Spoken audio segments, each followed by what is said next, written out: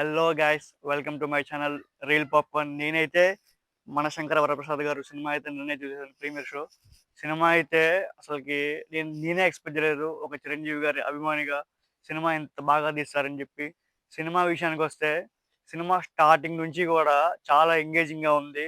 అసలు చిరంజీవి గారిని ఇలా చూస్తామని చెప్పి అసలు నేనైతే ఎక్స్పెక్ట్ చేయలేదు. అంటే నేను అనిల్ రావిపూడి గారి కాంబో, చిరంజీవి గారి కాంబో అని చాలా ఎక్సైట్ అయ్యాను. కానీ మరీ ఇంతలా ఉండేదనైతే నేనైతే ఎక్స్పెక్ట్ చేయలే. స్టార్టింగ్ నుంచి ఎండింగ్ దాకా సూపర్ అంటే సూపర్ ఉంది చిరంజీవి గారి సినిమా. ఎందుకంటే చిరంజీవి గారి రీ ఎంట్రీ తర్వాత మొత్తం 'ఖైదీ నంబర్ 150' గాని, 'గాడ్ ఫాదర్' గాని, 'బోలా శంకర్', 'ఆచార' ఇవి ఇందులో కొన్ని రీమేక్స్ ఉన్నాయి. కొన్ని సినిమాలు మంచిగా పర్ఫార్మ్ చేయలేదు.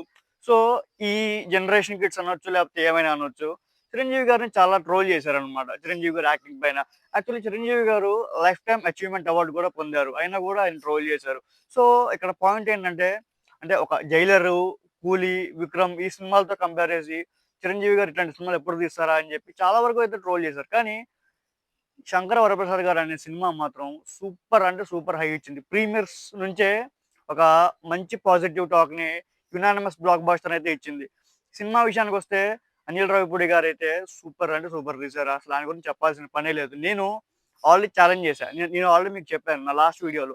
ఈ సినిమా గ్యారంటీగా హిట్ అవుతుంది, తీసి పెట్టుకోండి అని చెప్పి. యాస్ ఇట్ ఈజ్ మన రీల్ పాప్‌కార్న్ సజెస్ట్ చేసినట్టే, రీల్ పాప్‌కార్న్ ప్రెడిక్ట్ చేసినట్టే ఈ సినిమా అయితే సూపర్ ఉంది. స్టార్టింగ్ నుంచి ఎండింగ్ దాకా. ఎక్కడ నాకైతే బోర్ కొట్టలేదు. సినిమా మెయిన్ విషయానికొస్తే నేను చాలా హ్యాపీగా ఉన్నా యాక్చువల్‌గా. ఎందుకంటే ఫ్యామిలీ అంతా కట్టకట్టుకొని ఎళ్ళే సినిమాలు చాలా తక్కువొచ్చాయని చెప్పి మనం ఆల్రెడీ మాట్లాడుకున్నాం. అది పోయిన సంవత్సరం సంక్రాంతికి వస్తున్నాం. ఈ సంవత్సరం ఓన్లీ 'శివశంకర వరప్రసాద్' గారు. అంటే ఫ్యూచర్‌లో ఏమన్నా రావచ్చు. కానీ అసలకి లాస్ట్ 1 ఇయర్ నుంచి ఈ 2 సినిమాలే ఎక్కువ క్రౌడ్‌ని పుల్ చేసాయి థియేటర్‌కి. అసలా ఈ సినిమా అనౌన్స్ చేసిన దగ్గర నుంచి మొన్న ఈవెంట్ ముందు దాకా కూడా సినిమా మీద చాలా ట్రోల్స్ చేశారు. ఇంక చిరంజీవి గారు ఇదేనా, లవ్ స్టోరీసేనా, ఎక్స్‌ప్రెషన్స్ ఏంటి అది ఇది అని చెప్పి, సాంగ్స్ అని చెప్పి అన్నిటిని ట్రోల్ చేశారు. కానీ ఈ సినిమా విషయానికొస్తే స్టార్టింగ్ నుంచి ఎండింగ్ దాకా బోర్ కొట్టదు. ప్లస్ బీమ్స్, అసలు నేను ఎక్స్‌పెక్ట్ చేయలే బీమ్స్ ఇంత మంచి మ్యూజిక్ ఇస్తాడని చెప్పి. ఈ సినిమాకి ఒక మంచి ప్లస్ పాయింట్ ఏంటంటే బీమ్స్ మ్యూజిక్ అన్నమాట. అసలుగా సినిమా స్టార్టింగ్ నుంచి ఎండింగ్ దాకా అసల బీజీఎమ్స్ అనేవి చాలా మైండ్‌లో ఉండిపోతాయి ఎళ్ళేదాకా. అండ్ మన 'నయనతార' గారికి, చిరంజీవి గారికి మధ్య ఉన్న ఆ కెమిస్ట్రీ ఆర్ ఎల్స్ ఆ సీన్స్, ఆ ఎపిసోడ్స్ ఏవైతే ఉన్నాయో చాలా ఫన్ ఇచ్చాయి.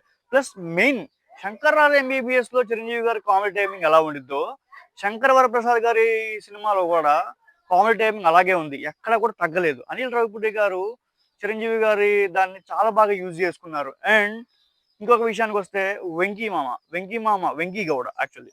'వెంకీ గౌడ' ఈ సినిమాలో చాలా బాగా యాక్ట్ చేశారు. 'వెంకీ మామ' అండ్ చిరంజీవి గారి మధ్య ఉన్న సీన్స్ ఏవైతే ఉన్నాయో థియేటర్‌ని రఫ్ ఆడిచ్చేదని చెప్పాలి. ఎందుకంటే వాళ్ళిద్దరి మధ్య అంటే వాళ్ళిద్దరి సీన్స్‌లో వాళ్ళ పాట వీళ్ళు పాడుకోవడం, వీళ్ళ పాట వాళ్ళు పాడుకోవడం, వాళ్ళ డైలాగ్ వీళ్ళు చెప్పుకోవడం, వీళ్ళ డైలాగ్ వాళ్ళు చెప్పుకోవడం.